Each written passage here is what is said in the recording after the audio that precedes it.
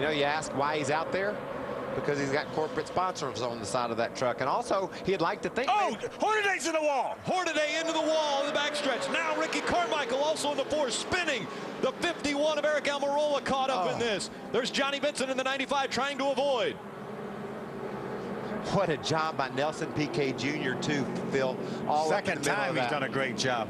Look at the damage to our champion, Ron Hornaday. There's the 15 of Ted Musgrave. Both the Billy Blues trucks, the 15 and the 51, tore up in this crash. There's the 51. Unbelievable. There's Donnie Leah. We talked about him. What a great run he had going early. Same place the last wreck occurred. 81 of David Starr. Right in the middle of the back straightaway. It's amazing how the straightest part of the racetrack and we have accidents. A lot of damage to that Donnie Leah truck. You can go from extreme high, his son born yesterday, to extreme low, involved in an accident at Daytona. What happened? Second to Kyle Busch Motorsports truck. Taylor Malsom also involved. That doesn't look like that is as bad as Kyle's truck. Look there, Elliott Sadler. Right front damage to that race truck. Both the KHI trucks involved in this accident. There's Ricky Carmichael with a lot of damage with that monster Chevrolet. We're not going to have anybody left. This one happened up toward the front. Again, the 3rd caution of the night. Over 6 trucks involved in this incident. Rick Crawford also involved in the 14. You see his grill pushed in. Now the truck's smoking. Let's take a look from the DirecTV blimp at what just happened. Watch Hornaday now. He's the first guy I saw get out of whack. He's side by side with Skinner. Oh, is he going to get a bump draft from Ricky Carmichael? They get a bump draft from Ricky Carmichael, and it may turn him. No, I think he had a flat. I think he had a flat tire. I don't think Ricky Carmichael ever touched him. No, it looked like that's what it was setting up to be, but Hornaday just veered to the right. I was going down the back straightaway the other day in my cup car and blew a left rear tire, and it just drove right to the infield. He might have blown a right rear tire, and it pulled him right into the outside wall. You know, so much. Watch, we're going to see before Ricky Carmichael gets there, that 33 truck's going to veer to the right. It's hard to tell from that angle. It's pretty close. But I think from the other angle, it didn't look like Hornaday ever, or excuse me, Ricky ever touched him. See if we can get a better look at that. Nelson Look at Neil. That's an amazing job Nelson Piquet did there. Just keep an eye on it now.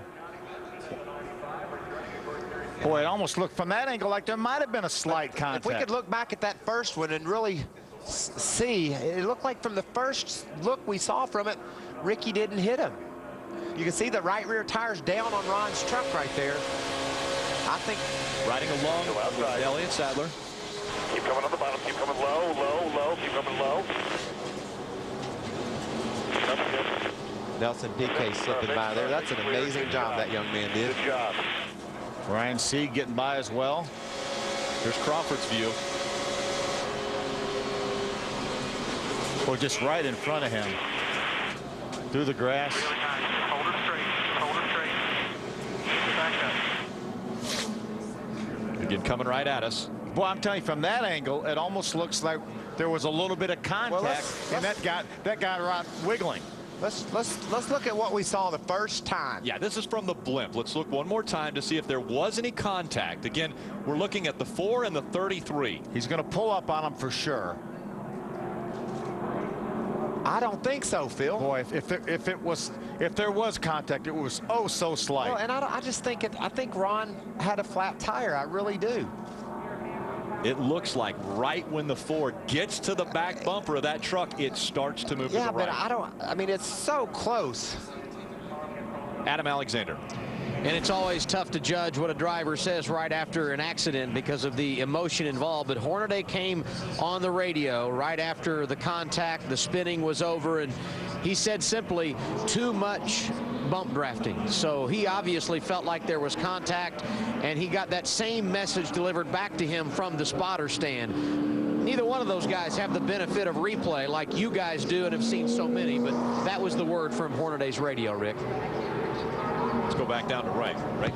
Well, Rick, Mike Skinner was told to come to the pit road, but that message got delivered to him just a little bit too late. He was afraid that he was going to have a commitment violation back there, so he stayed out on the racetrack, and now they've kind of made their bed. They're going to stay there. But down in here in the pits, Todd Bodine tried to come down pit road, but he missed the entrance to his pit area, had to go back around, came down this time, obviously, just to stick some fuel in that Geico Toyota.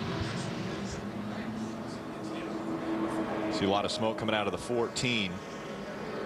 Ray was talking about the 30 of Todd Bodine missing his pit stall. What? He just never turned in. Didn't see the sign, I would suppose. Not many onions out there on pit road, but didn't catch that one. Adam Alexander.